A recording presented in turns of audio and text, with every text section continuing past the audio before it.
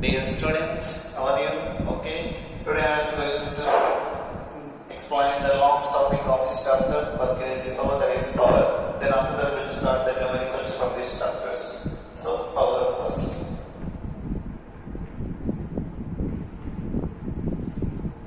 Powers. So power is defined as the rate of doing work. So what is meant by power? Is the rate of doing work is known as power, and power P is equal to, we can write work done divided by time. Work done divided by time. Suppose W is the work done. W is the total work done. In how much time? In total time T. So how much work done? W. In how much time? T. Then average power is equal to total work done divided by total time taken. So P average is equal to total work done divided by total time taken. Then unit of work is joule. Unit of time is second. This is joule per second. Is a unit of power. It is also known as watts. So what is the SI unit of power? Watts. And it is a scalar quantity. So power is a scalar quantity. Dimensional formula of power. Work dimensional formula M1 L2 T power minus 2 divided by time dimensional formula T power 1. This is equal to M1 L2 T power minus 3. This is the dimensional formula of what is that? Powers. Next, after this, instantaneous powers. Instantaneous powers. dW is the work done in a small interval of time dt. In a small interval of time dt, then instantaneous power is equal to dW divided by dt. So instantaneous power is equal to dW by dt. Then after this, P instantaneous power means instantaneous power is equal to, we can write, suppose constant force applied F, and how much displacement it is? S. Then W is equal to F into S. So D by dt of Fs. This is equal to, F is a constant, D by dt of S. This is equal to F into V. So P instantaneous is equal to force into velocity. Here velocity is called instantaneous velocity. Here V is called instantaneous velocity. Then P instantaneous is equal to, we can write F bar dot V bar also. C is the scalar product of force and velocity. So P instantaneous is equal to F bar dot V bars. So the power is a scalar quantity or vector quantity. So it is a scalar quantity.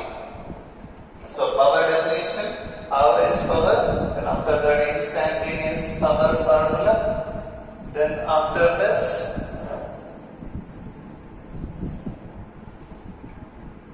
different units of the power.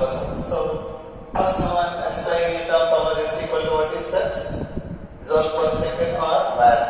Here 1 kilowatt is equal to 10 power 3 watts. 1 megawatt is equal to 10 power 6 watts. Okay, these things we will write. And 1 horsepower is equal to 746 watts. One practical unit of power is equal to horsepower. 1 horsepower is equal to 746 watts. And another one is kilowatt hour. This is a different one. Kilowatt hour. That is the generally the consumption of electricity. The consumption of electrical energy can be calculated in terms of kilowatt hour. Then 1 kilowatt hour is equal to how many joules? 1 means joule per second. Hour means 60 minutes. 60 into 60. This is number of seconds. This is equal to 10 power 3 into how much? 60 into 60? 3600. This is 36 into 10 power 5 joules or 3.6 into 10 power 6 joules. Important for 1 mass. So 1 kilowatt hour is equal to how many joules? 3.6 into 10 power 6 joules. So kilowatt hour is the unit and it is used in the generally consumption of electrical energy. It is calculated in the form of this. 1 kilowatt hour is equal to 1 unit of electricity bill. 1 kilowatt hour is equal to how many units of electricity bill? 1 unit. So this is about hours.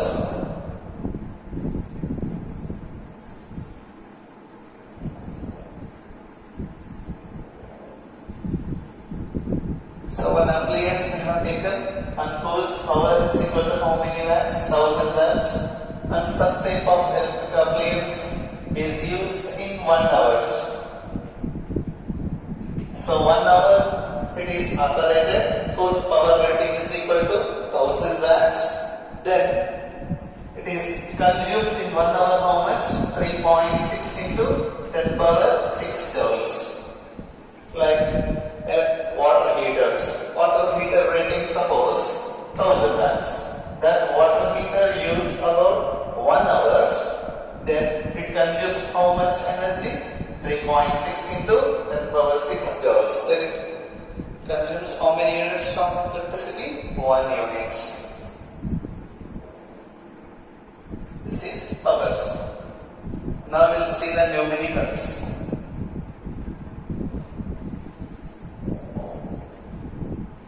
Numericals. Problem number 1. A body of mass 2 kg initially at rest moves under the action of an applied horizontal force of 7 Newton on a table with the coefficient of kinetic friction 0.1. Compute the work done by the applied force in 10 seconds, work done by friction in 10 seconds, work done by the net force on the body in 10 seconds, change in kinetic energy of the body in 10 seconds. So mass of the body given, force acting on that given, coefficient of kinetic friction also given. We have to calculate work done by the applied force, work done by the friction, work done by the net force, change in the kinetic energy of the body in 10 seconds. This is the problem. So first numerical. As mentioned in the question, mass m is equal to 2 kg. Initially at rest, so initial velocity u is equal to 0 and horizontal force applied on this, that is 7 Newton. Coefficient of friction between body and the table is equal to 0.1 and we have to calculate work done by the applied force in 10 seconds, work done by the frictional force in 10 seconds, work done by the net force in 10 seconds, change in kinetic energy in 10 seconds. These are all the things we have to calculate. So, as we know that work done is equal to force into displacement, we have to calculate the displacement. Here, how much force is applied? 7 Newton force is applied. So, in the direction of applied force, body is moving. But between body and the table, frictional force acts. That frictional force acts against to the direction of motion of the body. It means that two forces are there here. One is applied force horizontally, another one is frictional force opposite to this. So net force we have to calculate. With help of net force we will get net acceleration of the body.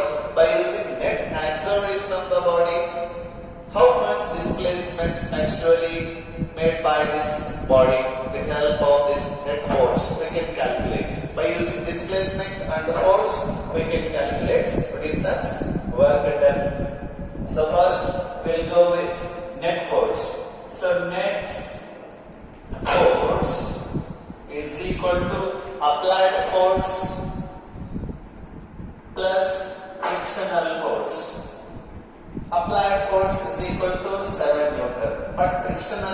force F is equal to minus mu m g from laws of motion, minus 0.1 into 2 into 9.8. This is equal to minus 1.96 Newton.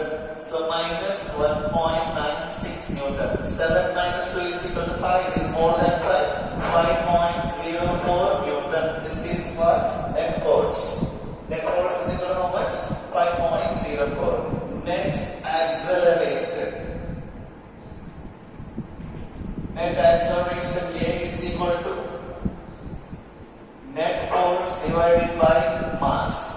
Net force is equal to 5.04 by mass is equal to 2. This is equal to 2.52 meter per second square. Net acceleration also calculated. Then after going with net acceleration, displacement of the body is equal to ut plus half at square.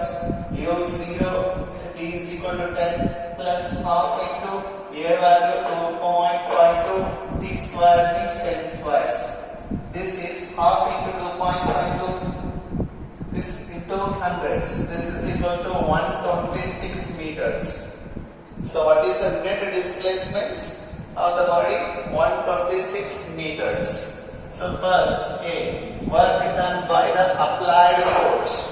Work done by the applied force is equal to applied force into displacement. Applied force 7 Newton into displacement is equal to 126. This is equal to 882 joules.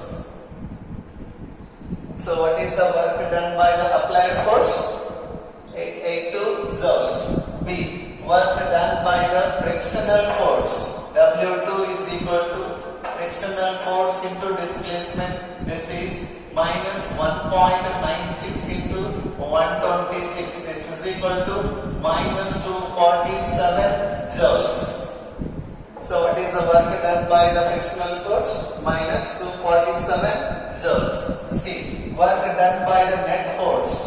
W is equal to work done by the net force. Here two methods are there.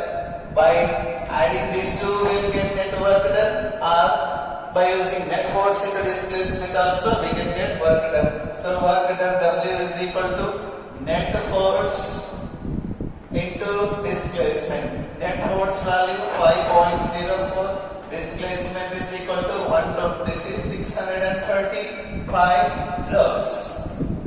This is the net work done by the net force.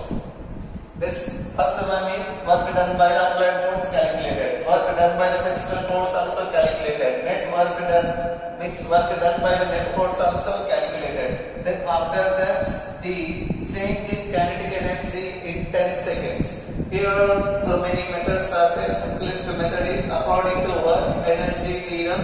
The work done by the net force is equals to the change in its kinetic energy of the body. So initially it is at rest. So finally we will get the kinetic energy. Then the final kinetic energy minus initial kinetic energy is equal to, that is that change in kinetic energy. According to work energy theorem, change in kinetic energy is equal to work done by the net force, that is equal to 635 joules. So you have to write these words there. So what you have to write? Change according to work energy theorem, change in kinetic energy of the body is equal to work done by the net force. So this is the simplest method I have given. Different also we can go. First calculate the acceleration due to applied force, de-acceleration due to frictional force, net acceleration we will calculate. So directly I calculated net acceleration by using net force. Or else like this also we can go. A1 is equal to F by M. A2 is equal to frictional force divided by mass. And A is equal to A1 plus A2, but this is equal to minus frictional force, that's why minus de-acceleration. So this answer also same, 2.52 meter per second square. Two methods are there here.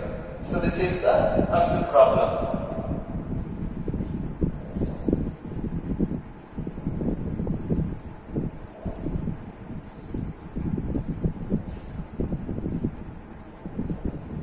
Problem number 2.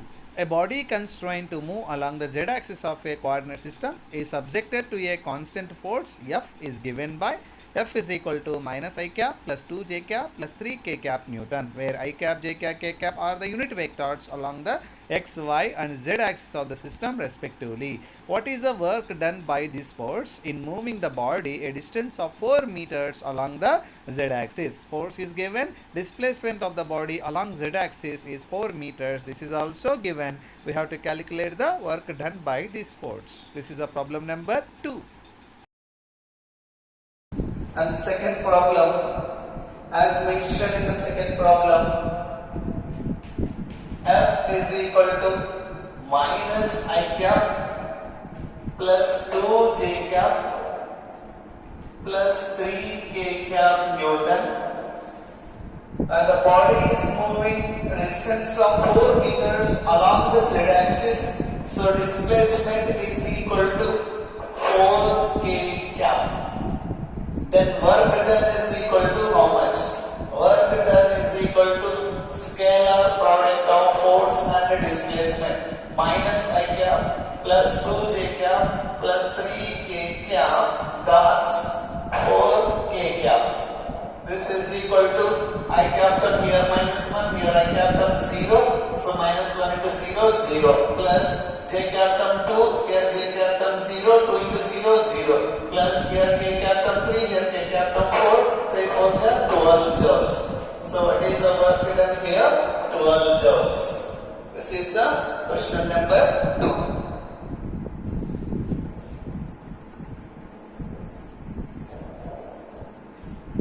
Problem number 3. An electron and a proton are detected in a cosmic ray experiment. The first one with kinetic energy 10 kilo electron volts and second one with 100 kilo electron volts are moving. So which is faster, the electron or proton? Obtain the ratio of their speeds. Electron mass is equal to 9.11 into 10 power minus 31 kilogram. Proton mass is equal to 1.67 into 10 power minus 27 kilograms. 1 electron volt is equal to 1.60 into 10 power minus 19 joules. This is the problem number 3. In this, kinetic energy of electron is given, kinetic energy of proton is given. We have to say that which is the one faster one, and we have to get the ratio of their speeds. Next, question number 3. As mentioned in the question, kinetic energy of electron is equal to 10 kilo electron volts. Kinetic energy of proton is equal to 100 keV. This is equal to 10 into 10 power 3 into 1.6 into 10 power minus 19 joules. This is equal to 100 into 10 power 3 into 1.6 into 10 power minus 19 joules. We have to calculate the ratio of their speeds of electron and proton, and we have to say which is the faster also. So given data is ME is equal to 9.11 into 10 power minus 31 kilogram. Mass of proton is equal to 1.67 into 10 power minus 27 kilogram. This. Now, first, kinetic energy ratio of their speeds. So, KE is equal to formula half mass of electron into velocity of electron square. KEP is equal to half mass of proton velocity square. Now, KEE by KEP is equal to half MEV square divided by half MPVP square. KEE, there only is there 10 into 10 power 3 into 1.6 into 10 power minus 19 divided by KEP 100 into 10 power 3 into 1.6 into 10 power minus 19 is equal to half of it cancels. ME means 9.11 into 10 power minus 31 into V square divided by 1.67 into 10 power minus 27 Vp square. 1 point this value cancel, 10 power 3 cancel, 10 here cancels. So remaining one how much? 1 by 10 is equal to 9.11 divided by 1.67 into 10 powers minus 31 plus 27 minus 4 into V square by Vp square. 1 by 10 is equal to 9.11 divided by 1.67. That we can write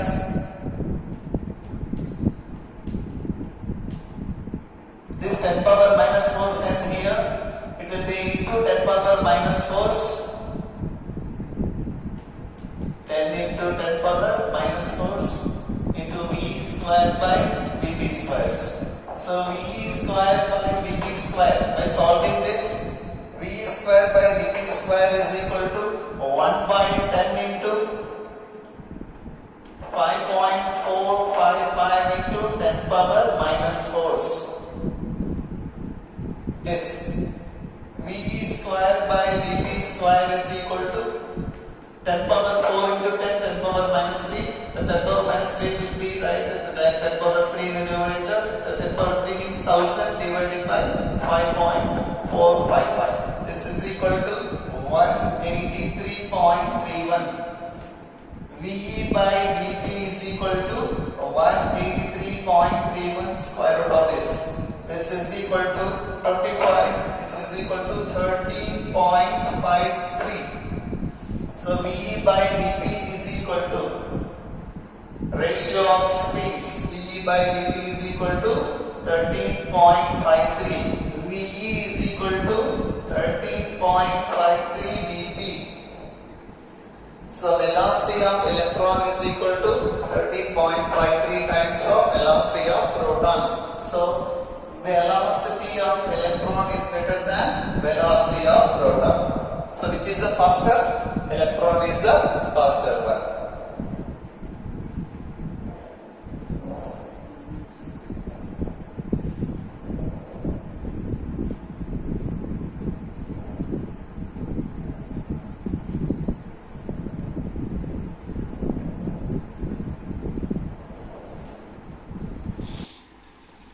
Fourth question. A rain drops of radius 2 mm falls from a height of 500 meters above the ground. It falls with a decreasing acceleration due to viscous resistance of the air until at half its original height it attains its maximum speed. Means after traveling half of the distance from heights, it attained maximum speed and moves with a uniform speed for thereafter. Then after that it moves with uniform speed. What is the work done by the gravitational force on the drop in the first half of the journey, in second half of the journey? What is the work done by the resistive force in the entire journey if its speed on reaching the ground is 10 meter per second? Question number 4. As mentioned in the question, the radius of the drop is equal to 2 millimeter, that is 2 into 10 powers minus 3 meters. Given that it falls at a height of how much? 500 meters. Is it falling from a height of 500 meters due to viscous resistance of the air up to half of the original heights? It falls with a decreasing acceleration, then attains maximum speed after traveling half of the heights, then after half of the heights moving with a uniform speed. Then here you have to calculate work done by the gravitational force on the drop in the first case, in the second case. Then what is the work done by the resistive force in the entire journey with the speed on the reaching ground is 10 meter per second. So this is the height. Total height is equal to how much? 500 meters. Half of the height 250 meters. Remaining half of the height 250 meters. So from here to here it is acceleration up to here, drops means initial velocity is 0, it attains what is that maximum speed here, then after attaining maximum speed, it is just falling with the same speed to the ground.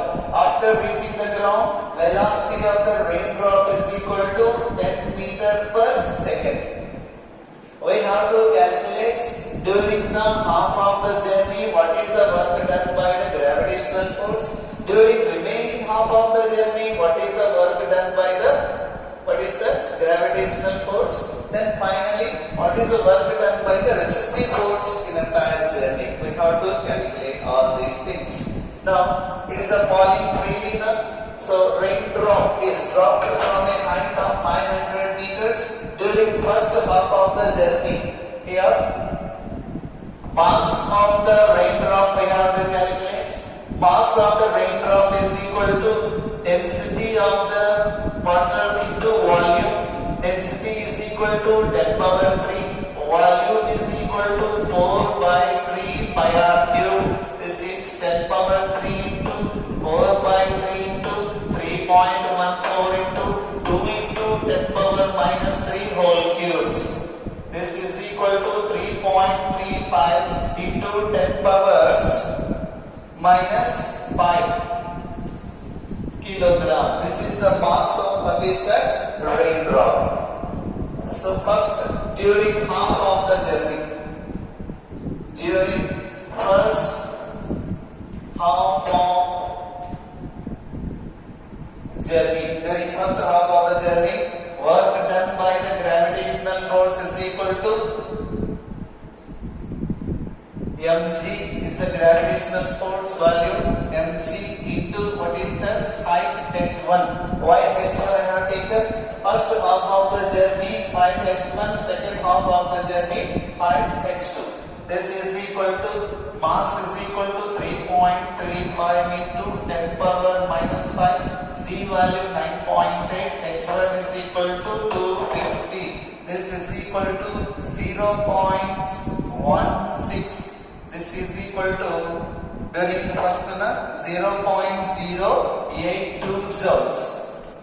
This is the work done by the gravitational force during first half of the journey. And during second half of the journey, it is moving with a uniform speed. Whether it is a moving uniform speed or accelerated or whatever it is, keep in mind here displacement from here to here is same 250 meters. That's why during the second half of the journey, during second half journey, work done will be same, that is 0.082 joules. Then total work done is equal to how much? 0.082 plus 0.082. This is equal to 0.164 joules. 0.164 joules. This is the energy gained by the raindrop while falling. Now, work done by the resistive force we have to calculate. This is the energy of the raindrop. Then, kinetic energy of the raindrop while touching the ground. Kinetic energy is equal to half into mass into velocity square. Half into what is the velocity here? 10 mass is equal to 3.35 into 10 power minus 5 into velocity is equal to 10 squares. This is equal to kinetic energy in this case 0.001675 joules. So what is the kinetic energy of the raindrop while reaching to the earth? 0.001675 joules. Actually, during the fall of the raindrop from 500 meters to the ground, it could have the energy how much? 0.164 joules. But kinetic energy how much is there? 0.001675 joules. So this is the energy actually acquired by the one but finally reaching one having only this much energy. What about the remaining energy that is utilized to overcome the viscous resistance of the air? So work done by the resistive force WR is equal to total energy minus kinetic energy 0.164 minus 0.00167. This is equal to 0. How much we will get? 0.1623 joules. Okay, this is the work done by the resistive force. So first, rate is dropped from a height of 500 meters up to 250 meters. It is falling with a decreasing acceleration. Once it is reached at 250 meters, then after that it is falling with a uniform speed. First we calculated work done by the gravitational force during first half of the journey calculated. Then after that during the second half of the journey also same work done. The total work done during entire journey is equal to 0.164 that can be stored as a energy of the raindrop. But while reaching to the ground, this drop is reaching with a 10 meter per second. So we can calculate what is the energy of the raindrop while touching the earth with help of velocity. This much only. As we calculated this much, but in the question they have given this much kinetic energy only it has while reaching to the ground. So what about this remaining energy that will be utilized to overcome the, what is that? Viscous resistance of the air. So here WR means work done by the resistive force. WR is equal to actual energy gain minus, means calculated one minus. In the question how much they have given with help of that. So 0.1623 joules. This is the work done by the, what is that? Resistive force.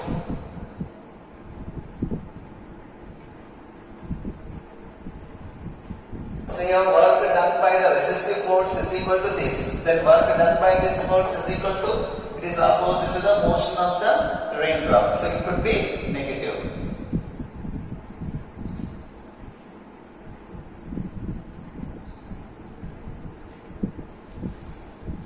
Next.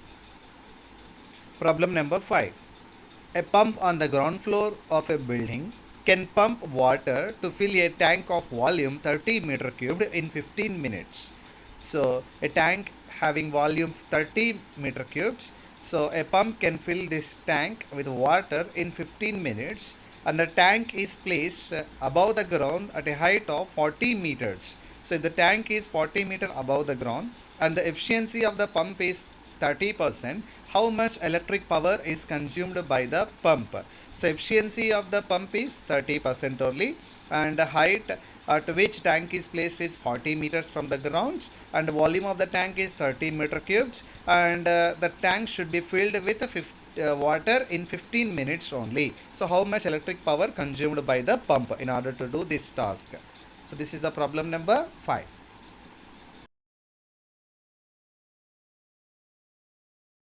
Next, fifth question. As mentioned in the question, fifth one, volume of the tank V is equal to 30 meter cube. So volume of the tank V is equal to 30 meter cubes. Then after that, this tank is filled in 15 minutes. Nothing but 15 into 60 seconds. How much total? 900 seconds. And this tank is at a height of how much? 40 meters above the ground. Efficiency of the water pump is equal to 30% only. That is 30 by 100, 0.3 only. So efficiency is equal to P output means P out by P in. So what is the height at which tank is there? 40 meters.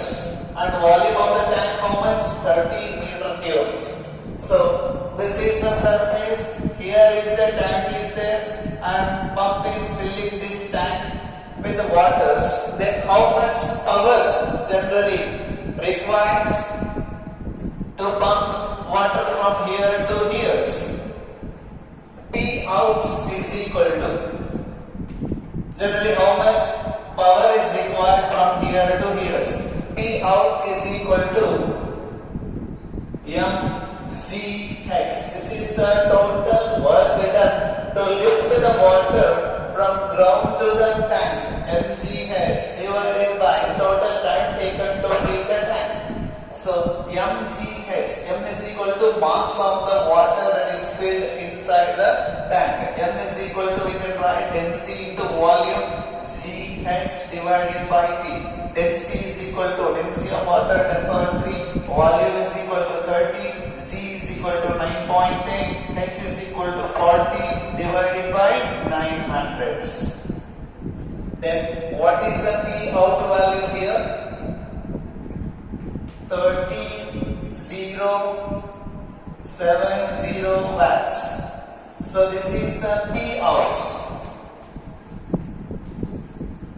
We required minimum this much amount of output powers, 13,070 watts. But efficiency of the pump is equal to just 30%. Means if this much power is there for the pump, in the 30% only will come out. So in order to have this much, the input power of the pump should be more than this. That input power can calculate with the help of efficiency formula. Efficiency is equal to P out divided by P in. So input power is equal to P out divided by efficiency. P out 13,070 divided by 0.3. This is equal to 43.66 watts. This is equal to 43.566 kilowatts. So input power is equal to 43.566 watts. So they are asking how much electric power is consumed by the pump. So pump should be consumed this much, 43.56 watts, so that it can deliver output power 30,070. This is equal to, we can write 13.07 kilowatts. Both are same only. So if the electric power consumed by the pump is equal to this much, then it will give this much output. Then we can fill the tank in 15 minutes. This is the 5 marks question. Whatever discussed all these things except the second question. Okay, remaining all are 5 marks problems. Right.